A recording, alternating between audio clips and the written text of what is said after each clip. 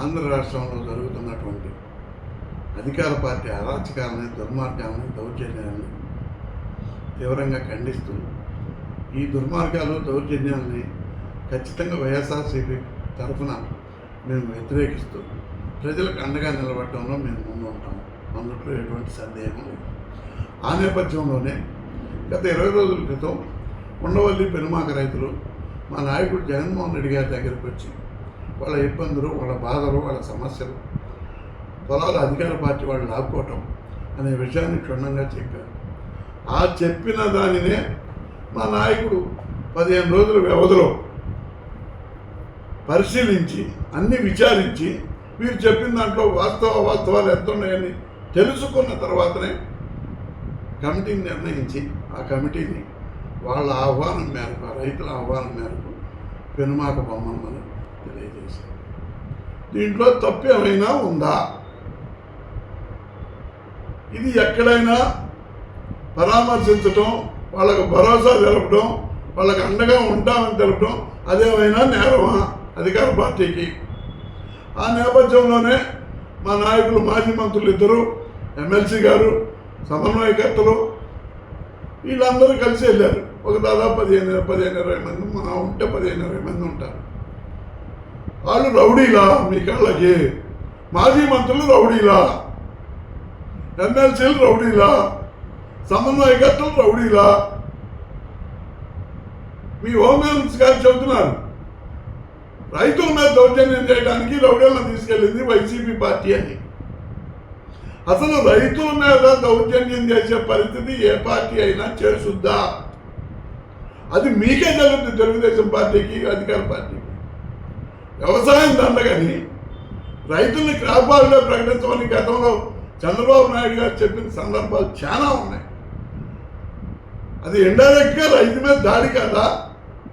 మేము పరామర్శించడానికి పోతే అక్కడ తెలుగుదేశం పార్టీ నాయకుల్ని, గోండాలని, రౌడీలని పోగు చేసి మా నాయకుల మీద, కార్ల మీద, మనుషుల మీద రాళ్ళు, కర్రలు, కట్టెలతోటి ఎగబడి కారులను పగలగొట్టి అన్ని దౌర్జన్యం చేసిన పరిస్థితి మీరు చేశారు.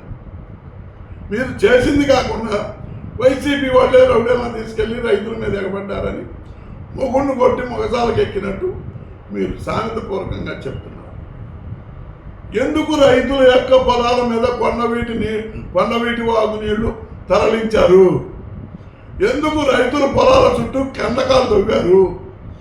రైతుల భూములను నిరుపయోగంగా పెట్టి వాళ్ళు సచ్చినట్లు ప్రభుత్వానికి అప్పచెబుతారనే దుర్మార్గమైన ఆలోచన మీకుంది కాబట్టి కొండవీటి వాగు నీళ్లు తరలింపు చేశారు రైతుల పొలాల మీద. అదేవిధంగా వాళ్ళ పొలాల చుట్టూ కందకాలు తవ్వి పొలాల్లో పోకుండా నిరుపయోగంగా చేశారు. 3 పంటలు పండే పొలాలే అవి ఇప్పటివి కాదు కదా. శివరామకృష్ణ కమిటీ కూడా చెప్పింది ఇదంతా ఫెర్టైల్ భూములు, ఈ భూముల్లో రాజధాని కట్టడానికి వీల్లేదని. సరే, మీరు రాజధాని కట్టుకున్నారు.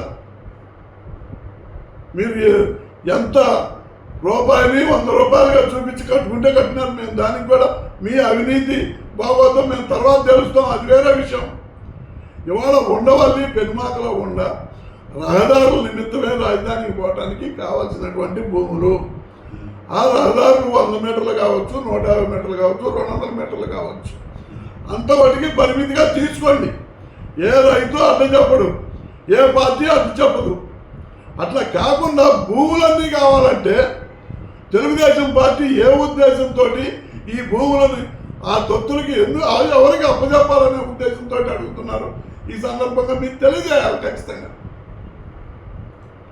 మీరు రాజధాని నిర్మాణం ఎలగపూడి, మందరం అక్కడ చేస్తున్నారు. ఇక్కడ ఉండవల్లి పెనుమాక రైతులకి దాదాపు 20 కిలోమీటర్ల దూరం ఉంటుంది. వీళ్ళ భూములతో మీకు సంబంధం ఏంది? వీళ్ళ భూములు లాక్కోవాల్సిన అవసరం మీకేమొచ్చింది? ఇలా భూములు ఇవ్వకపోతే భూములు నిరుపయోగంగా చేయడానికి మీరు నీళ్లు పెట్టడం, దుర్మార్గాలు చేయడం, దౌర్జన్యాలు చేయడం ఏమిటి? ఈ పనికి కారణం, దీనికి కారణం ఏంది? దీన్ని ప్రశ్నించే వాళ్ళు లేడనా?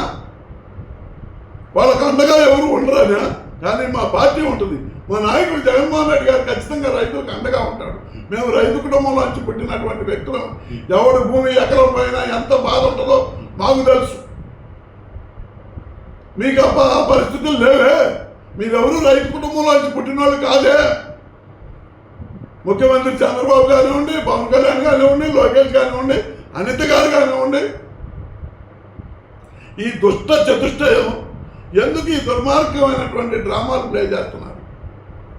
మొగుడిని కొట్టి మొగసాలకు ఎక్కినట్టు మీరు కొట్టింది కాకుండా మా వాళ్ళపై కేసులు పెట్టారు. సరే, కేసులు అంటే ఎదుర్కొంటాం.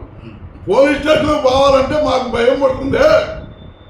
ఎక్కడ చంపి తగలబెడతారో, బూడిద కూడా లేకుండా చేస్తారో, పోలీస్ స్టేషన్ని ఒక రకంగా శ్మశాన వాటికల్లాగా తయారు చేసిన ఘనత తెలుగుదేశం ప్రభుత్వాన్ని, కూటమి ప్రభుత్వాన్ని.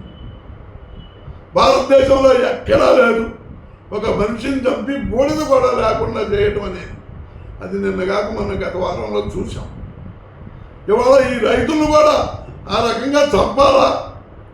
మీ ఉద్దేశాలు అవేనా? లేదు, రైతులు ఆత్మహత్యలు చేసుకోవాలన్నా? అదేదో చిరంజీవి గారి సినిమాలో నీటి కోసం రైతులు ఆత్మహత్యలు చేసుకున్నారు. ఒక విలేకరు సలహా మేరకు 6 రైతులు ఆత్మహత్యలు చేసుకుంటేనే ఆ ఊరికి నీళ్లు వచ్చినాయి. ఇప్పుడు కూడా ఇలా భూములు ప్రభుత్వం తీసుకోకుండా ఉండాలి అంటే ఆ కుటుంబాల్లో ఉన్నటువంటి రైతులు ఆత్మహత్యలు చేసుకోవాలన్నా? అందుకు కూటమి ప్రభుత్వం పురిగొల్పుతుందా? అందుకు కూటమి ప్రభుత్వం రైతులను వెంటాడుతుందా? అందుకు కూటమి ప్రభుత్వం రైతుల భూముల్ని నిరుపయోగంగా తయారు చేస్తుందా? ఈ విషయం పైన జగన్మోహన్ రెడ్డి గారు ఖచ్చితంగా పోరాటం చేస్తారు. ఎన్ని అడ్డంకులు వచ్చినా కూడా మా నాయకులు, మా పార్టీ కేడరు, తద్వారా జగన్మోహన్ రెడ్డి గారు వాళ్ళని పరామర్శిస్తారు, వాళ్ళకి అండగా నిలబడతారు, వాళ్ళకి ధైర్యం చెబుతారు, వాళ్ళ భూముల్ని ఎప్పట్లానే 3 పంటలు పండే విధంగా చేస్తారని ఈ సందర్భంగా తెలియజేస్తూ, అధికార పార్టీ జులుం ఎన్నటికీ సాగదు. భవిష్యత్తులో ఎల్లకాలం మీరే అధికారంలో ఉంటారని అనుకోవటం భ్రమ. ప్రజలు తిరగబడే రోజు వస్తుంది. ప్రజలు తిరగబడితే ఏదీ ఆగదు. ప్రజాస్వామ్యంలో ప్రజలే ప్రభువులు. ఆ ప్రజలను హింసించిన నాడు ప్రభుత్వాలు మనుగడ సాగించలేవు. ప్రభుత్వం ఇప్పటికైనా కళ్ళు తెరవండి. ప్రభుత్వం ఇప్పటికైనా ప్రజాబాహుళ్యంలోకి రాండి. ఇచ్చిన వాళ్ళకి తీసుకోండి, మాకు అభ్యంతరం లేదు. ఈయనన్నాడు దుర్మార్గంగా తీసుకోవడం తప్పు. అట్లా తీసుకుంటే ఖచ్చితంగా వాళ్ళ వెంట, వాళ్ళకి అనుగుణంగా, వాళ్ళకి భరోసాగా, వాళ్ళకి అండగా వైఎస్ఆర్సీపీ పార్టీ, తద్వారా జగన్మోహన్ రెడ్డి గారు ఉంటారు. ఉండి వాళ్ళ హక్కులను సాధించుకుంటారు. ఉండి వాళ్ళ ప్రాంతాన్ని జగన్మోహన్ రెడ్డి గారు కాపాడుతాడని ఈ సందర్భంగా తెలియజేస్తూ, 24 గంటలు 360 రోజులు మా పార్టీ ప్రజల కోసమే పనిచేస్తుంది. ప్రజల బాగోగుల కోసమే పనిచేస్తుంది. ప్రజల మన్ననలు పొందడానికి ప్రయత్నం చేస్తున్నాం. ఖచ్చితంగా ప్రజల 40% ప్రజల మన్ననలు ఉన్నాయి మాకు.